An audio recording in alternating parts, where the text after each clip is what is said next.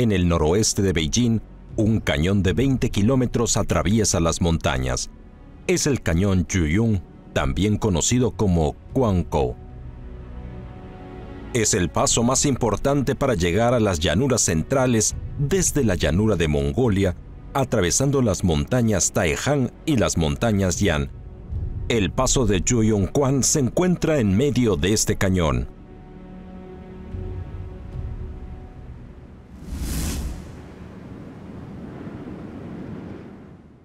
Año 1372. Justo después del Año Nuevo Chino, en los fríos y helados riscos de las montañas Yan, un batallón de caballería parte del paso de Yuyunkwan para comenzar un arduo viaje.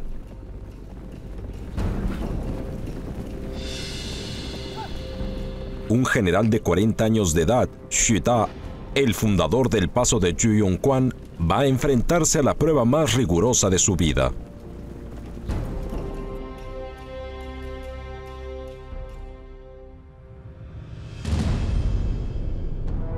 Cuatro años antes, en el cuarto día del primer mes lunar, había nacido una nueva dinastía, la dinastía Ming.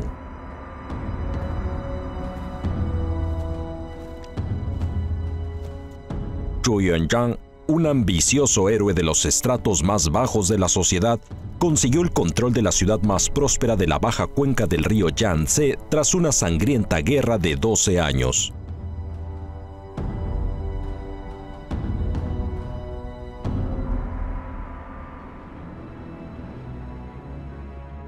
Este emperador, nacido de las clases más bajas, esperaba conseguir un fuerte y duradero gobierno dependiente del poder militar, para lo que confiaba en un general con grandes capacidades militares, Xu Da.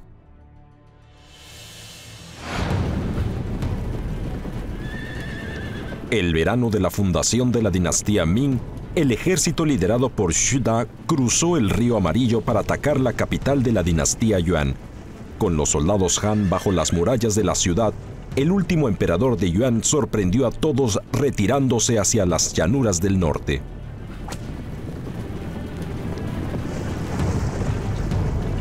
«150 años antes, el ejército de los antepasados de estos mongoles habían conquistado el mundo agrícola al sur de las praderas septentrionales. Medio siglo después, no tenían más remedio que retirarse a su lugar de origen.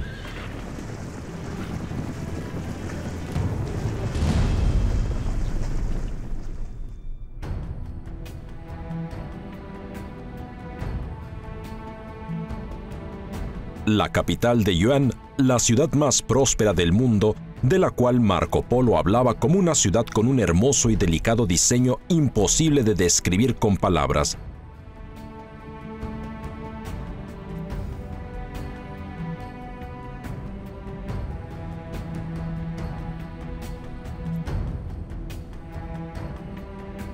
Bajo el mandato de los Ming, su nombre pasó a ser Peiping, es decir, la paz del norte.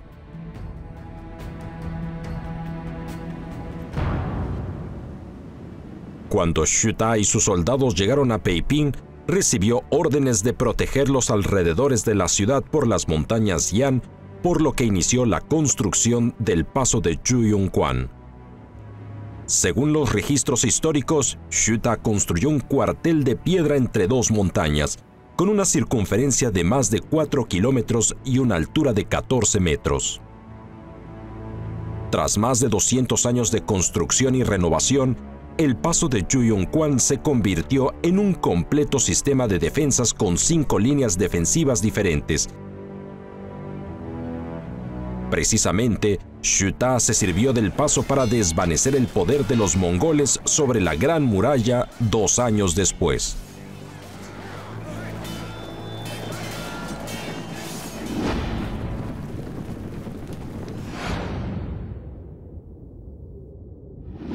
Era la primera vez que el régimen político de los Han de las llanuras centrales recuperaba el poder sobre la Gran Muralla desde el siglo X.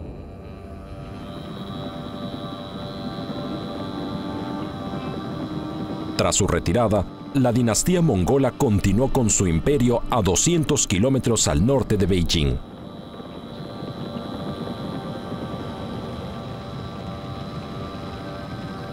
debido a sus grandes territorios y su gran caballería, seguirían siendo la mayor preocupación del emperador Zhu Yuanzhang.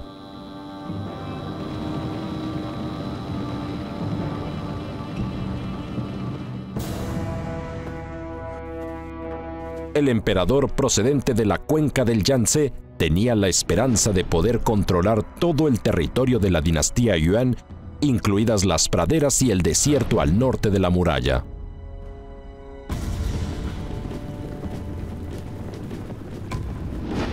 En la primavera de 1372, Xu Da dirigió a 150.000 soldados a través de 3 rutas diferentes para atacar el poder principal de los mongoles.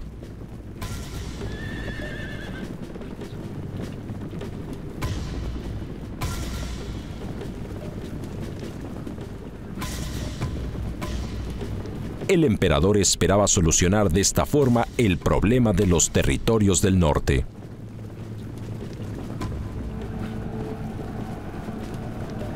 El general Xu Da logró consecutivas victorias que permitieron a los Ming avanzar en las estepas. Las noticias de los logros circulaban con rapidez, pero el emperador no demostró ningún tipo de alegría, sino que seguía advirtiendo al general de que no subestimara al enemigo.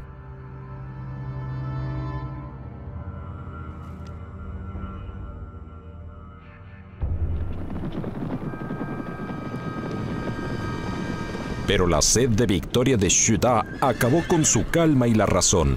Cuando sus hombres entraron en Kowloon, fueron emboscados por los mongoles. Tras aparentar la derrota en batallas menores, habían provocado al enemigo a avanzar en sus territorios para conseguir desgastarlo. De esta manera pudieron elegir el momento y el lugar para iniciar su batalla. Se trataba de la táctica de batalla más antigua entre las tribus nómadas. Tras más de 5 meses de expedición en un lugar extraño, frío y seco, y sin contar con refuerzos, el ejército imperial se vio en una situación muy delicada.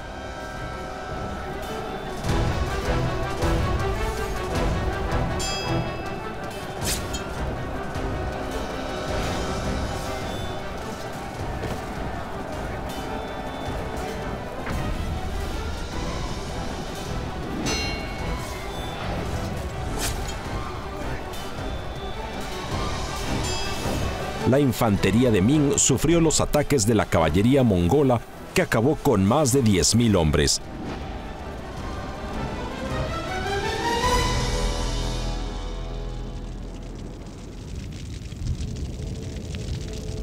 La derrota de 1372 fue un duro golpe para la ambición del emperador. El imperio aprendió que acabar con la dinastía Yuan sería una tediosa y duradera tarea.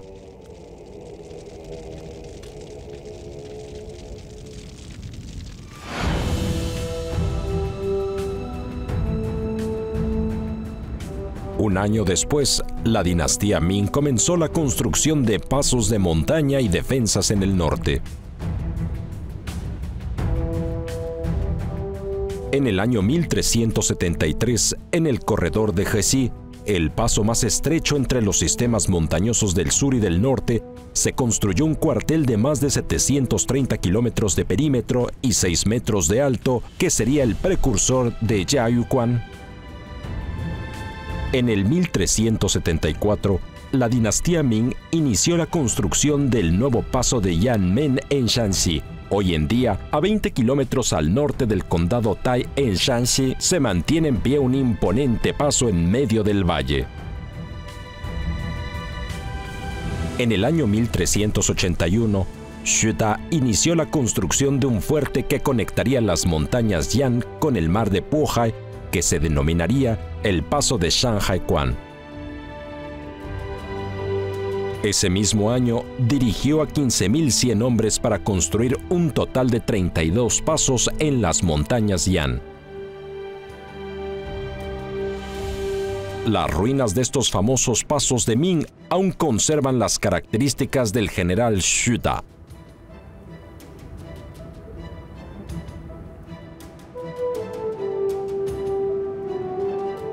La línea fronteriza en el norte, controlada por la dinastía Yuan de Mongolia, era vital para el mantenimiento de los Ming, Solo dominando esta zona se acabaría con la amenaza mongola.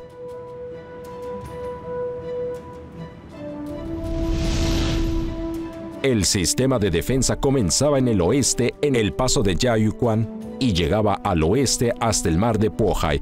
Entre las estrategias militares de defensa se encontraba el mantenimiento de las zonas fronterizas inicialmente construidas por los Ming.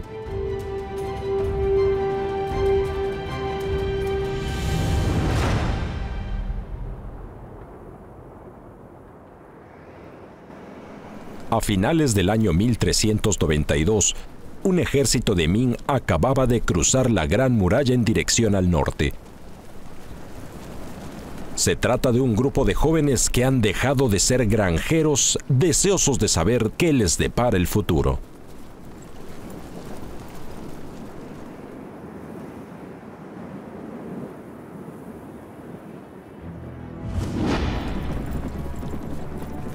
Cuatro años antes, un ejército aún mayor había partido hacia las llanuras del norte por el mismo camino comandado por el joven general Lang Yu. Había dirigido a las órdenes de Xu Ta y había sido testigo de la derrota. Sin embargo, esta vez las órdenes del emperador eran ir aniquilando cualquier vestigio de poder mongol conforme avanzaban.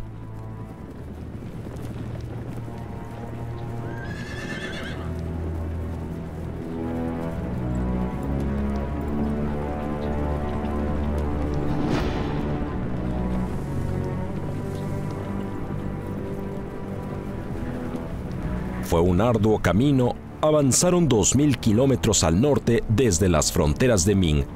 Era necesario cruzar el desierto, por lo que la más mínima distracción podría ser fatal.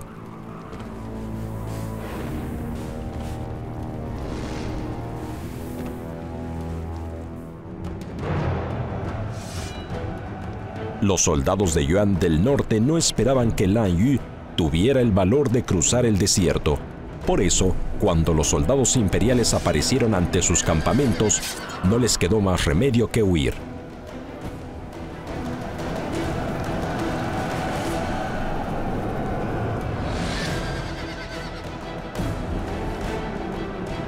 En la batalla del lago Baikal, el ejército de Ming capturó a más de 3000 nobles mongoles, 77.000 soldados y 150.000 cabezas de ganado. La dinastía Yuan había recibido un ataque demoledor.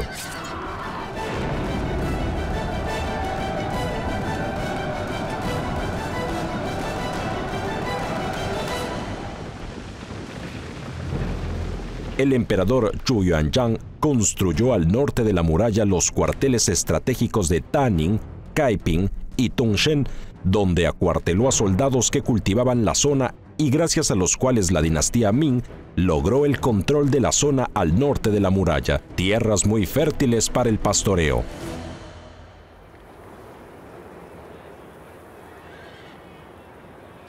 En este reclutamiento en Shanxi se alistaron los soldados que irían a salvaguardar las inmensas llanuras septentrionales dominadas por el pastoreo. Para este joven, era una gran oportunidad de cambiar el destino de su familia.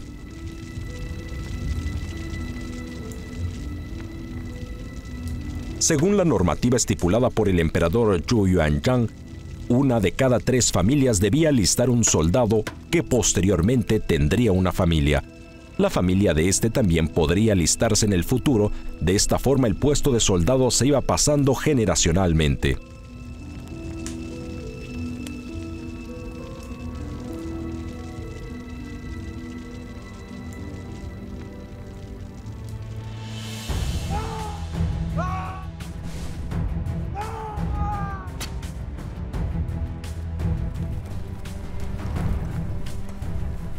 Los lugares de administración construidos en las estepas del norte tenían una categoría parecida a la de los condados. Cada uno de estos cuarteles contaban con 5.600 soldados y oficiales, y bajo cada cuartel habían determinadas oficinas administrativas con tamaño más pequeño. La administración más pequeña era la unidad mínima de control. Al final del reinado del emperador, en el norte, había 92 cuarteles y 8 oficinas pequeñas, con unos 520.000 soldados.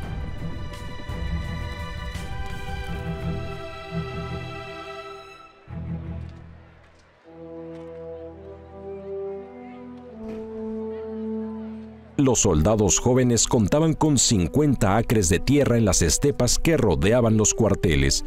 Según la normativa de la dinastía, podían dividirse entre los soldados y sus generaciones posteriores podían heredar las tierras. Además, sus familiares evadían los impuestos durante los 2 años siguientes.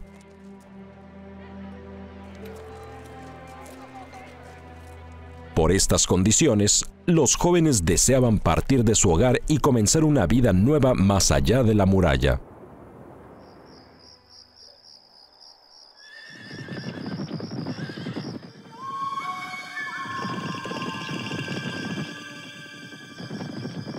Estos campesinos, compuestos de soldados, podían hacerse a las armas en cualquier momento y convertirse en un soldado normal.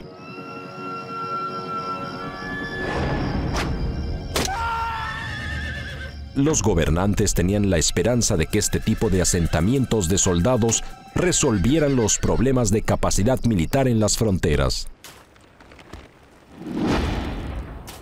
Sin importar la gestión de la organización, el sistema de la dinastía Ming llevó al acantonamiento de soldados a un nuevo nivel que perduró durante 300 años.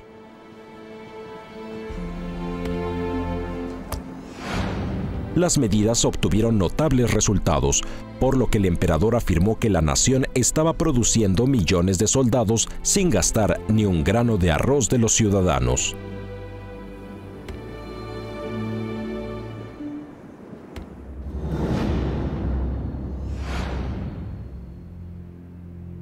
En la llanura Tumochan, en la orilla norte del río Amarillo, aún se mantienen las ruinas de un antiguo cuartel.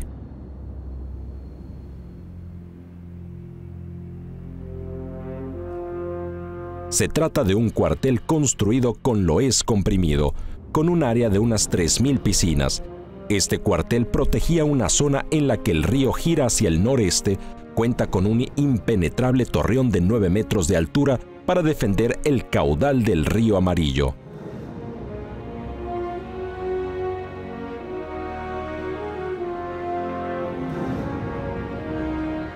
El cuartel de Tongshen es el cuartel más grande construido por los Ming al norte de la muralla. No era solo la mayor estructura defensiva de He-Tao, sino que además era un importante punto defensivo para todo el norte de la dinastía.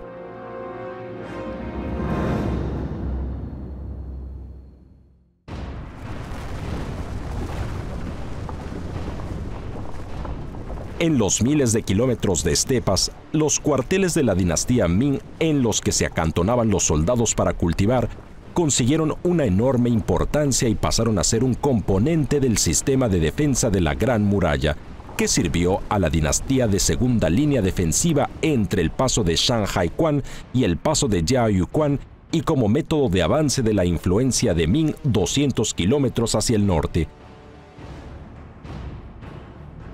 Gracias a este sistema, la dinastía Ming logró introducirse en las estepas, debilitando el poder de los mongoles, que ya no podían luchar contra el imperio central.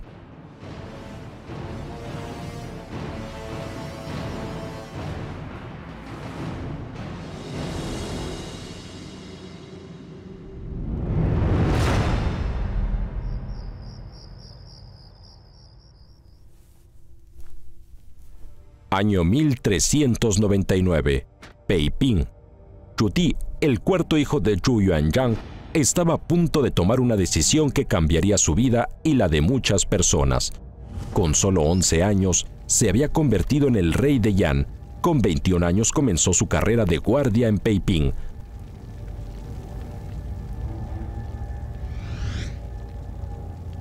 Aunque posteriormente se ha tachado de tener sangre mongola, fue sin duda un ingenioso y valiente comandante.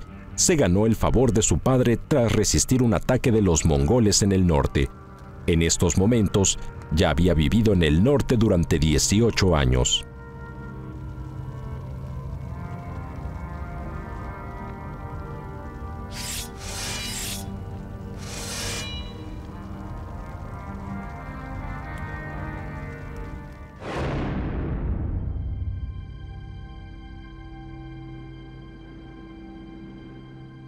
En los últimos años de Zhu Yuanyang como emperador, Este nombró a sus hijos reyes de las zonas fronterizas en el norte para que pudieran tomar el control del ejército, aumentando su propia influencia en la zona y consiguiendo un mayor poder militar.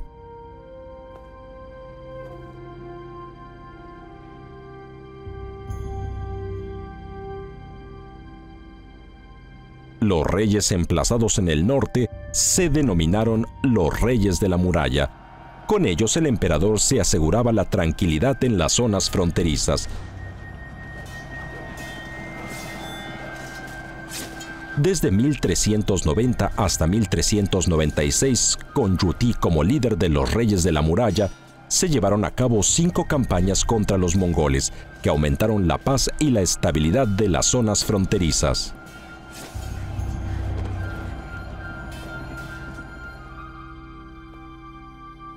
En el 1398, una enfermedad acabó con Zhu Yuanyang, por lo que el trono fue heredado, según las costumbres, por su nieto Zhu Yuanwen. Este joven emperador, conocido como Jian Wen, decidió llevar a cabo reformas como la de reducir el poder de sus tíos, los príncipes hereditarios.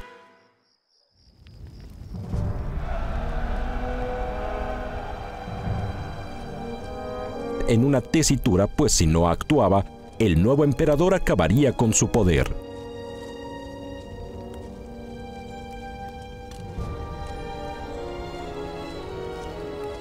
Finalmente decidió actuar.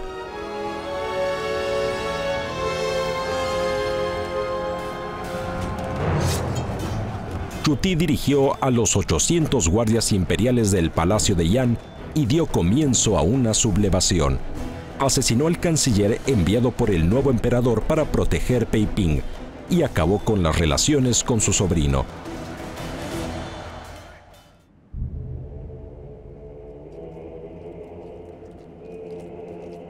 La sublevación de Peiping acabó con la victoria de Yuti, rey de Yan, pero este sabía que sería una lucha desigual. Él tan solo era un príncipe heredero y ahora su enemigo sería toda una dinastía.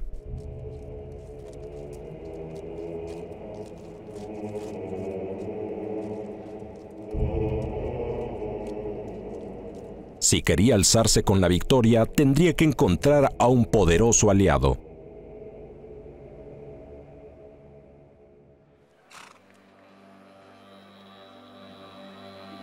Desde finales del siglo XIV, tras el colapso de la dinastía Yuan del Norte, los mongoles habían vuelto al estilo de vida en tribus que habían tenido antes de Gengis Khan. Algunas de las tribus que vivían en la dinastía Ming habían comenzado a aceptar el sistema imperial. Ulianja pertenecía a una de ellas.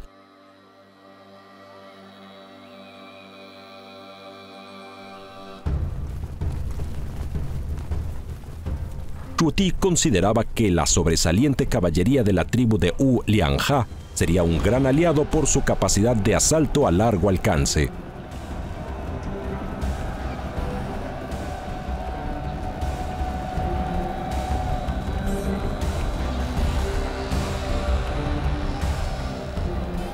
Tras 4 años de cruenta batalla, el ejército de Yuti logró abrirse paso por las puertas de Nanjing y ocupó la capital. La guerra había finalizado.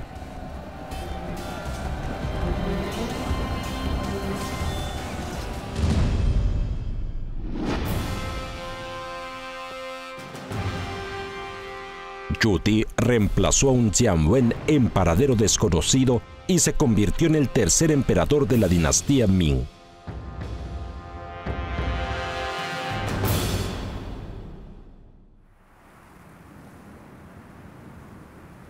La campaña de Jingnan por el poder de la dinastía Ming acabó con el sistema de reyes de la muralla de principios de la dinastía. Yuti examinó el problema de las defensas en el norte hasta llegar a la conclusión de que debido a la lejanía de la capital era difícil defender las fronteras de los mongoles. La existencia de los reyes de la muralla no era necesaria, pues solo si el emperador era quien se encontraba en la frontera, la capacidad ofensiva y defensiva de la gran muralla de las montañas Yan y Taihan sería eficaz.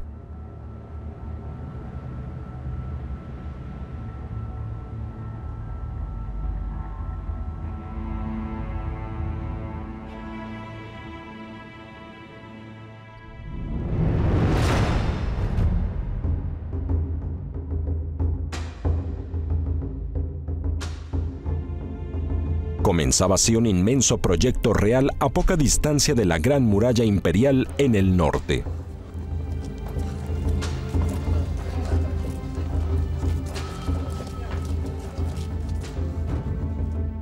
Ruan An, un aclamado arquitecto vietnamita, despertó el interés tras 15 años de mandato del emperador Chu Ti en 1417.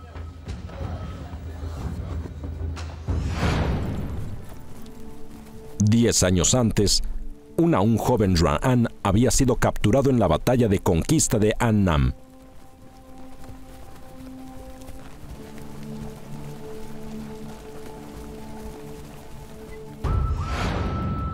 Ahora iba a cumplir el deseo de los gobernadores del imperio.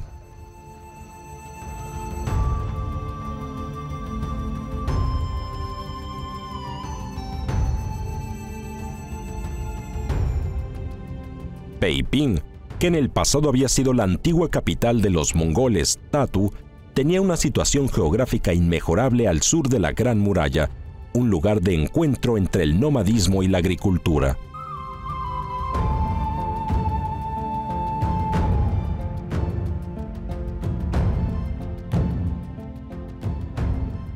Durante el segundo año de mandato de Chu Ti, decenas de miles de familias se mudaron a los alrededores de Peiping, pues el emperador había estipulado que quienes cultivaran estas zonas tendrían preferencias ante el pago de impuestos.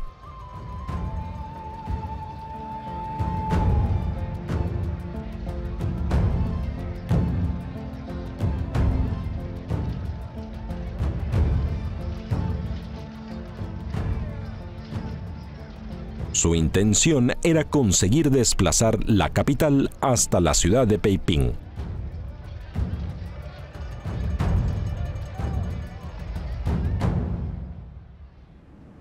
Desde su llegada al poder, Chu Ti había anulado el sistema de reyes de la muralla para acabar con la amenaza de los príncipes hereditarios. En el lugar donde se habían establecido las defensas fronterizas, se fue reforzando el sistema de murallas defensivas a la vez que se llevaban a cabo las continuas campañas contra los mongoles.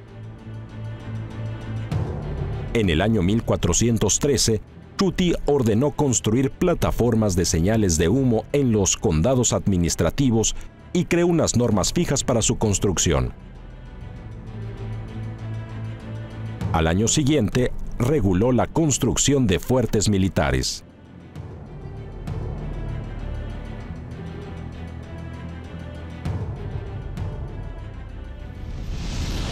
Desde Xuanhua en Hebei hasta el valle de Datong en el oeste, se construyeron plataformas de humo cada 500 o 600 metros en las cimas de las montañas. Su precisa adaptación al relieve para aprovechar la superioridad que brindaba el territorio y aumentar su visibilidad supuso un proyecto de ingeniería difícil de explicar con las técnicas existentes en el momento. El gran emperador Chu Ti consiguió hacer realidad un sueño cuya culminación fue el desplazamiento de la capital hacia un lugar estratégico cercano al norte, Peiping.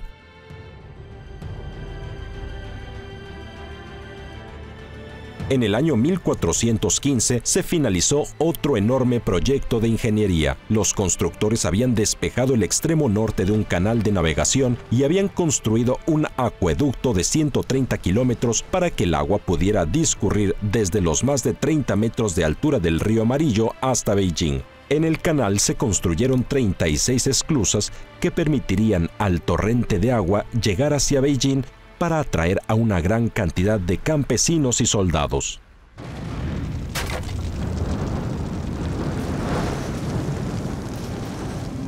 El emperador había logrado movilizar a toda una dinastía. 1 millón de personas participaron en la construcción de la ciudad prohibida. De entre ellos, muchos eran paisanos del eunuco Ruan An. Este parecía tener el don de la arquitectura. Su precisión y su capacidad de determinación aseguraban la calidad del proyecto.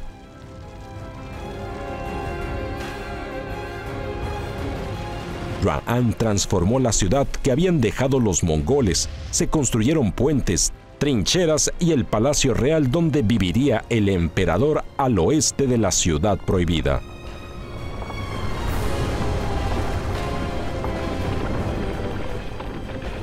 En el año 1420 se finalizó la obra de un gran altar de sacrificios en las afueras del sur de la ciudad, el Templo del Cielo. La ciudad estaba lista para ser gobernada por los Ming.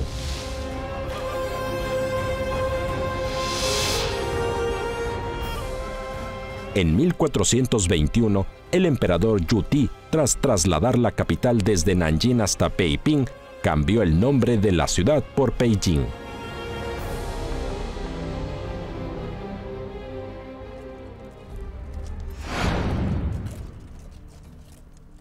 Durante el nuevo año, una enorme misión diplomática extranjera llegó al nuevo Palacio Imperial. Yu Ti recibió a los invitados en el majestuoso Palacio de la Ciudad Prohibida, que había sido construido recientemente.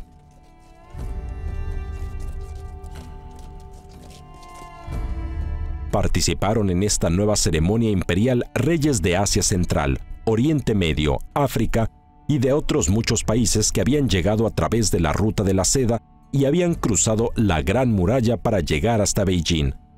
Otros habían cruzado los mares Índico y Pacífico en los barcos del tesoro de Zhenghe para demostrar lealtad al gran emperador. Durante el mandato de Yu Ti, se fundaron las ciudades militares de Liaotong, Xuanfu y Datong para proteger los alrededores de la capital, Beijing. La ciudad de Datong tenía jurisdicción sobre la Gran Muralla, existente entre la fortaleza Zhengkou de Shanxi en el este hasta la montaña Yayao en el oeste, con una longitud de 335 kilómetros en total.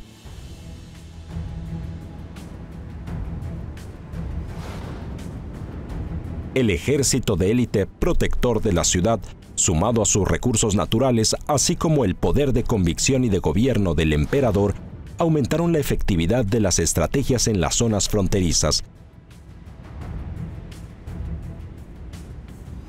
Además, la Gran Muralla permitía una rápida reacción en caso de sufrir una invasión.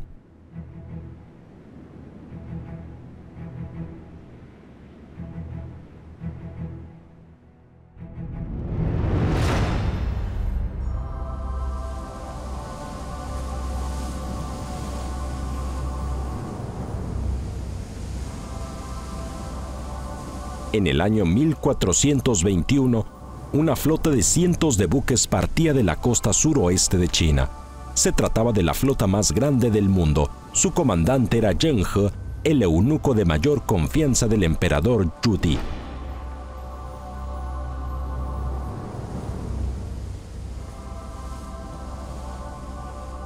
Era la sexta vez que la flota de Zheng He navegaba hacia Occidente. Para entonces, los mongoles ya habían sido expulsados fuera de la Gran Muralla. La situación, cada vez más estable en las fronteras, había llevado a la recuperación de la economía agrícola y el comercio, y la artesanía también se desarrolló para conseguir una nación cada vez más poderosa. En el año 1405, en el noroeste del imperio, el octavo Tamerlán fue junto a 5.000 mongoles y 16.000 piezas de ganado a pedir asilo político a la dinastía Ming. El emperador le dio un nombre Han, Uyuncheng, y lo envió a Lianzhou.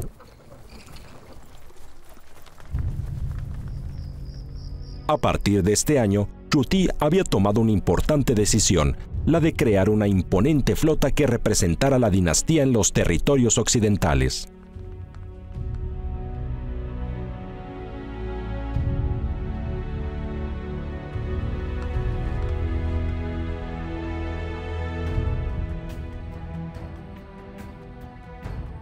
Esta vez, la misión de Zheng He era la de escoltar a los 16 funcionarios de distintos países que habían participado en la ceremonia imperial en su camino de vuelta a sus hogares. En el astillero, situado en los cauces bajos del Yangtze, los artesanos trabajaban a deshora para conseguir finalizar la flota, y en los astilleros cercanos a la capital se fabricaron 1.681 buques. entre los cuales se encontraban los barcos del tesoro de 9 mástiles.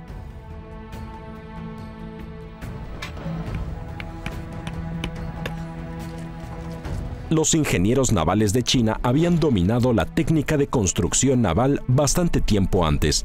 Insertaban 3 capas de madera sobre una estructura de madera de pomelo, utilizaban fibra de cáscara de coco para rellenar los huecos y, por último, se untaba el cuerpo del barco con una mezcla de aceite de atún y cal.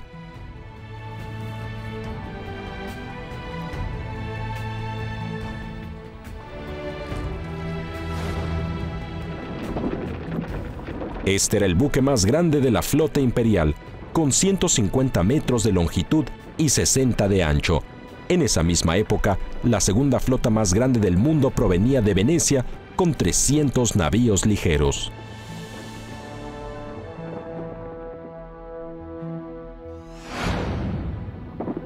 La longitud de estos barcos no llegaban ni a 1/3 de los de la flota de Zheng, mientras que el ancho tan solo llegaba a 1/6 de estos, lo que solo les permitía entrar en batalla con condiciones favorables. Sin embargo, la flota de Zheng tenía la capacidad de resistir a toda clase de tormentas marinas.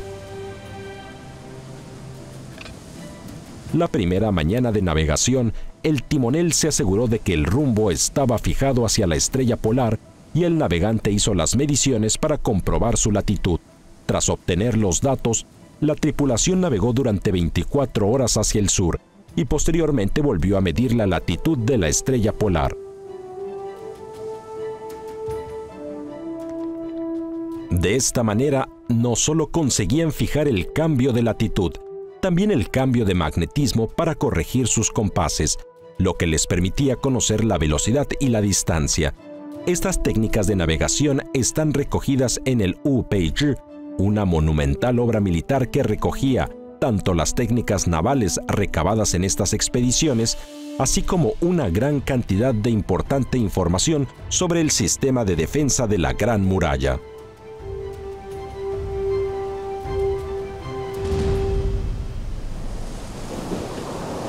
En el Cabo de Buena Esperanza, punto de unión entre los océanos Índico y Pacífico, la flota se enfrentó a un reto de vida o muerte.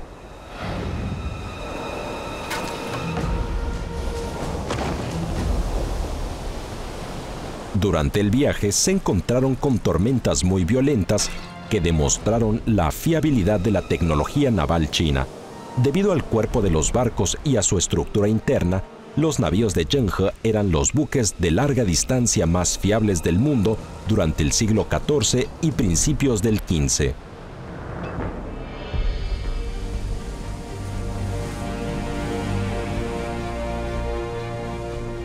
La ruta de la séptima expedición al oeste, comandada por Zheng, comenzaba en el Océano Pacífico Occidental, cruzaba el Índico hasta llegar a Asia Occidental y a la orilla este de África, pasando por 30 países diferentes.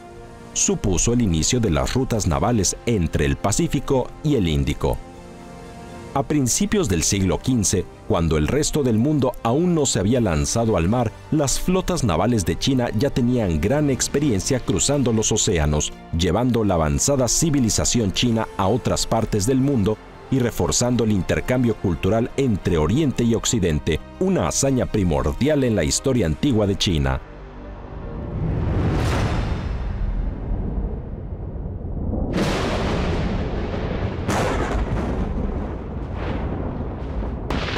En una noche de principios de verano, tan solo 3 meses después de que se celebrara la gran ceremonia, un rayo golpeó a la ciudad prohibida.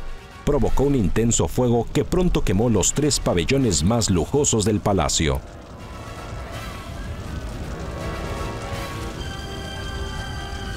El emperador, que creía que su poder era divino, consideró que el devastador fuego había sido un castigo de los dioses.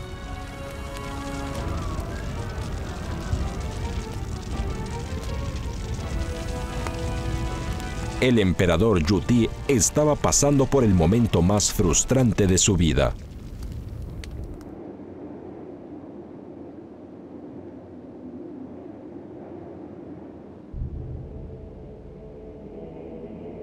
Los constructores del Palacio Imperial habían trabajado durante todo el año de manera gratuita para el emperador. Los alimentos se habían desplazado y los almacenes cada vez estaban más vacíos. El hambre comenzó a azotar a los ciudadanos que vivían lejos de la capital.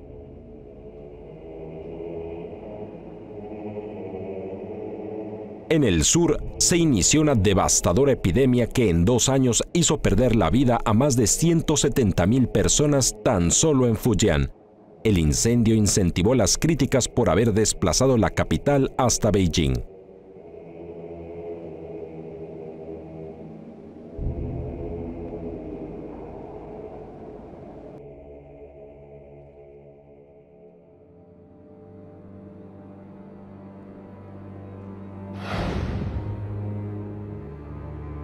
El ministro de Finanzas, Xia Yueji, que había intentado financiar la ciudad prohibida y los viajes de Zheng He, decidió asumir su responsabilidad ante el desastre, pero este hecho tampoco logró apagar la indignación que se sentía dentro del imperio.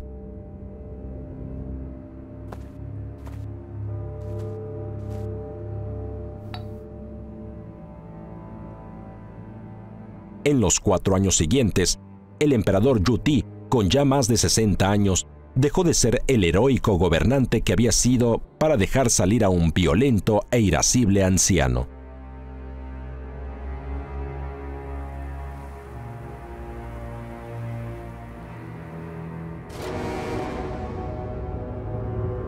En el primer mes del año lunar de 1424, los mongoles invadieron las fronteras del norte.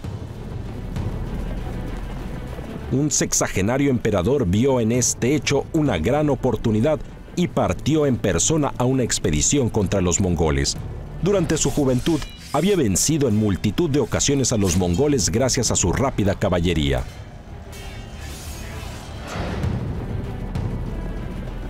Convocó a soldados de Shandong, Shanxi, Henan, Shanxi, Liaotong para reunirse en Beijing y la región Xuanhua de Hebei.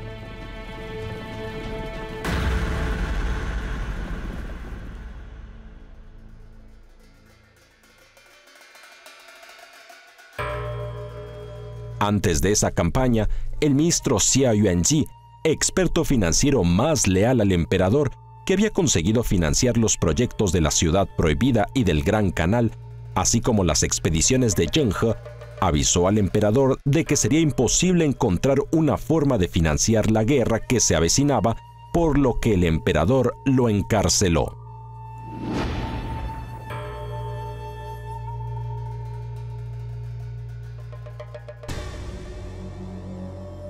El objetivo del traslado de la capital hasta Beijing era controlar la Gran Muralla de norte a sur. Para ello, el emperador había iniciado numerosas expediciones militares desde el norte. Su sueño era unificar todos los territorios en un único gran imperio.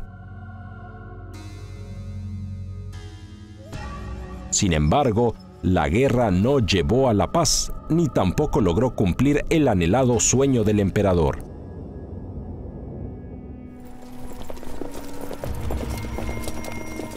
Durante los 3 meses de expedición, una enfermedad acabó con la vida del emperador a los 64 años de edad.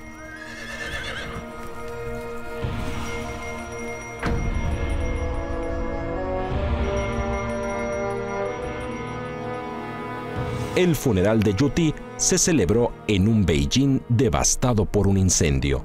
La procesión del funeral se alargó durante 2 días hasta llegar a la majestuosa tumba imperial en la montaña Tianshu, al noroeste de Beijing. El imaginativo emperador abandonaba la vida, pero sus políticas continuaron durante más de 200 años. Beijing seguiría el punto estratégico más importante de la Gran Muralla.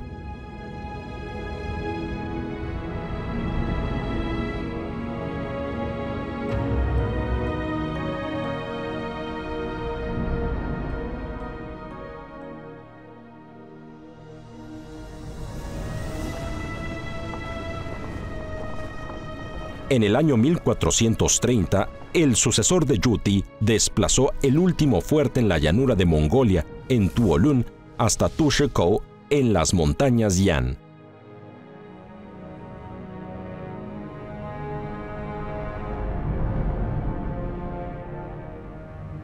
Los cuarteles construidos por Zhu Yuanyang al norte de la muralla se trasladaron hacia el sur de la misma.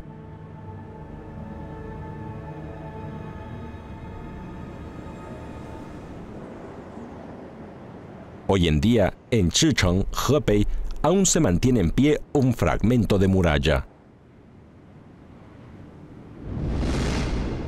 Se trata de las ruinas del cuartel de Tushkou desde que se desplazaran los cuarteles hacia el interior del imperio.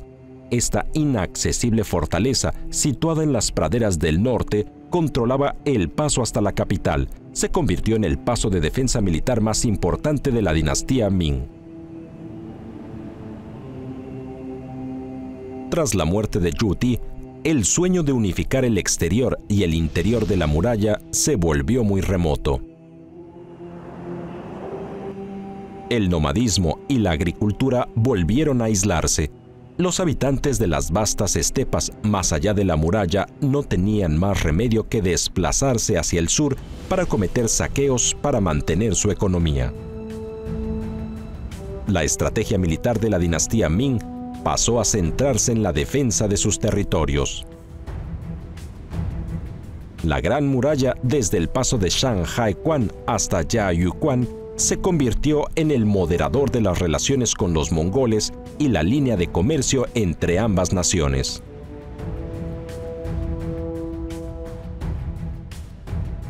Una vez finalizada la crisis en las fronteras, China había avanzado a pasos agigantados en la época mundial de la navegación. A partir del siglo XV, comenzó a ser la primera potencia económica mundial. La porcelana, la seda y el té chinos pasaron a ser productos muy apreciados por los europeos. 70 años después del final de las expediciones de la flota de Zheng He, los astutos españoles y portugueses comenzaron a utilizar sus rutas navales. Era la época de la navegación, que daba paso a un floreciente comercio internacional.